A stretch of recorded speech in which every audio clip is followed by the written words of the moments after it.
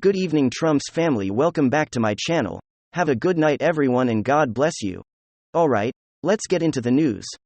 Groups of migrants crossed the Rio Grande as the Border Patrol braces for the end of 42. The part of the parties for the river and surrendered to authorities near the heart of the city on Tuesday. They are surrendering because they're being led in and they're being sent back. Do you understand what Biden is doing here in the This Is Treason, folks? The President of the United States is opposed to a supposed to uphold the Constitution and protect our borders and our sovereignty. And what we have here in this third term of the Biden administration is the aid and abetting of an invasion by foreign forces into our country. They aren't repelled, they aren't stopped, they are processed and welcomed in. Never in the history of the modern world have we seen such obvious play actions by a president. This is even worse than Obama, folks. And why it is because the stark contrast we have between having a wall tower 42 state stay in Mexico, not falling for or being in line with sanctuary states and cities, administration of Donald Trump, and then in about face a 180 and an undoing of all that by Biden. You can't have a more while the people controlling Biden. We know that when I say Biden, we don't mean Biden himself. 99% of the time, we mean those who are in fact running the presidency, the Obama Soros, CCP folks. So there was a huge number. They said there was one group of 500 just in one group that turned themselves in. Cuban migrants believe the number was 1,000 in total in one day. So continuing with that, we actually have Gavin Newsom, the governor of California softcore, low-key, whatever you want to call it, criticizing the results of the same policies that he's championed. I think Gavin Newsom is going to be running for 2024. I think all this thing about saying that he is not going to run big, he's going to be there. He's going to be a surrogate for Biden, and he's not going to run against Biden's because Biden is not going to run in 2024. They are going to get a Gavin Newsom or someone like that, someone that outwardly supports Biden, that's not stepping on his toes. And then Biden can say whether he says I'm going to run now but then changes later. That's all a script. But Gavin Newsom is probably one of the preferred people to run. I mean, he is Nancy Pelosi, his nephew, and he's part of that California cabal. Total leftist, totally down with all of the MAC, the nations, all of the skullduggery, all of the shenanigans of the deep state. And unlike other ones, whether you like Gavin Newsom or not, he's not an idiot. He's better. Well spoken, presented. Looks good, smells good. Just kind of has a bit more politician polish. And I can see lefties and establishment Democrats getting behind him. I'm not a betting man, but I'd put my money at this early on in Gavin Newsom being the 2024 person to go against President Trump. He warned the other day that President Biden's plan to reverse President Trump's border policy of Title 42 could break the state. The Biden administration's plan to lift the Trump-era Title 42, which allows police and border officers to expedite the expulsion of illegal immigrants. Newsom, speaking to ABC News, said the fact is that what we've got right now is not working. And it's about to break and oppose 42 world unless we take some responsibility and ownership. I'm saying that, as a father, I'm saying that as someone that feels responsible for being part of the solution, and I'm trying to do my best here. Newsom claimed the U.S. government is sending more and more migrants to California because the state is taking care of folks. Of course they are California. If we could just have California could just be the old Wild West it used to be, but we slept and the Marxists took over. And the people in the state are not as blue as those of you outside of California. Think it is as a California, and I can tell you that. Once you escape the hellholes politically of the Bay Area and some parts of Los Angeles, the rest of the state is either moderate red or purple. Newsom claimed the U.S. government is sending more and more migrants to California because the state is taking care of folks. We're already at capacity at 9 of our sites. We can't continue to fund all these slides because of the budgetary pressures now being placed on this date. And the offsetting issues that I have to address. The reality is, unless we're doing what we're doing, people will end up on the streets. Oh, as if there isn't a huge homeless problem already among citizens and legal residents. Why isn't it smart that we're just adding all these illegal immigrants to take up the sort of resources, the state funds, the housing and the jobs? But once again, folks, this is all by design. Overwhelm the system so that you can expedite the hellhole that is Marx's rule and one-party planning. And then, This is some big news. The Twitter fires continue to expose the inner workings of the deep state and big tech collusion. But the latest stump may be the most explosive in them all. We're gonna take a look at the latest from New York Times reported Bari Weiss and what she's exposed. We're gonna see the pernicious forces that were operative at Twitter before Elon Musk's takeover, on the morning of January 8, 2021.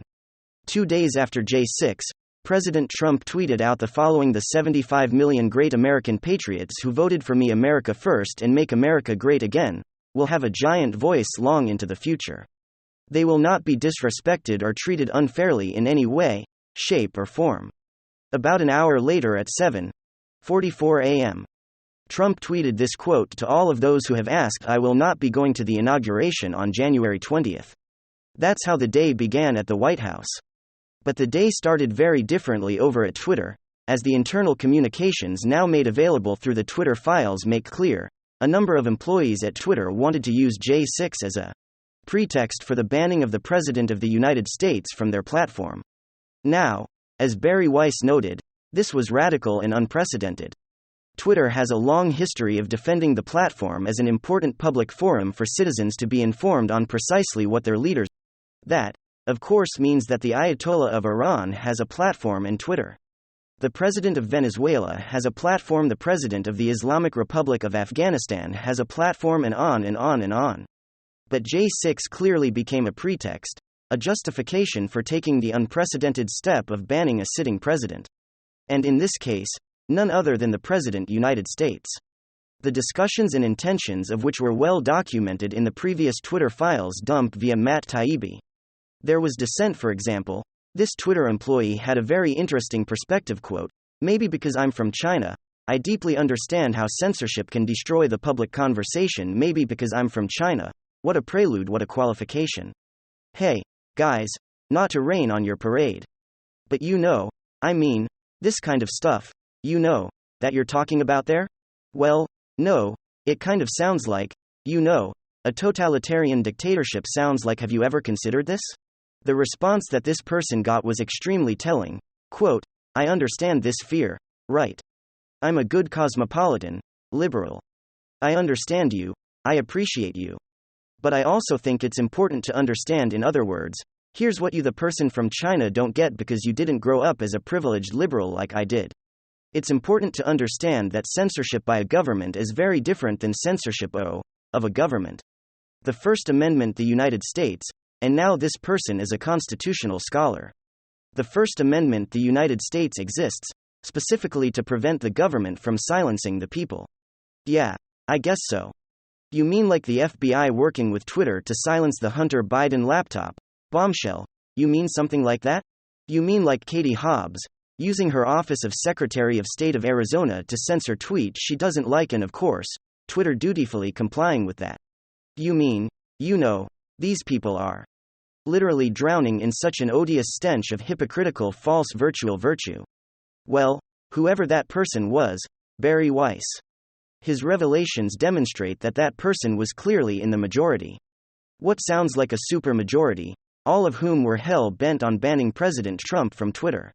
And of course, they were aided and abetted by their fellow left-wing activists disguised as journalists over at the Washington Post. In the early afternoon of January 8, the Post published an open letter signed by over 300 Twitter employees to CEO Jack Dorsey demanding that Trump be banned from the platform, saying, quote, "We must examine Twitter's complicity in what President-elect Biden or safe here rightly termed an insurrection. Who are these people to judge what is and what is not an insurrection? Again, keep in mind these are the same people, correct me if I'm wrong, but aren't these not the same? People have a hard time defining words like woman and recession, but suddenly now they're infallible experts on what does or does not constitute an insult. Erection, but this is where it all just begins. Wait to hear what they were saying back inside Twitter. Twitter staff assigned to evaluate President Trump's tweets were quick to push back against this woke mob mentality, pointing out that Trump had not in any way violated Twitter's terms of service. After numerous discussions and consultations as to whether Trump was inciting violence, the decision made by the staff was a hard no on flagging Trump's 7:44 a.m. tweet as a violation of their TOS, saying, quote, "It's a clear no violation. Needless to say, that did not satisfy the woke mob. And what we have to understand here, and Bari Weiss does a great job of doing this for us. This conversation is actually happening inside Twitter.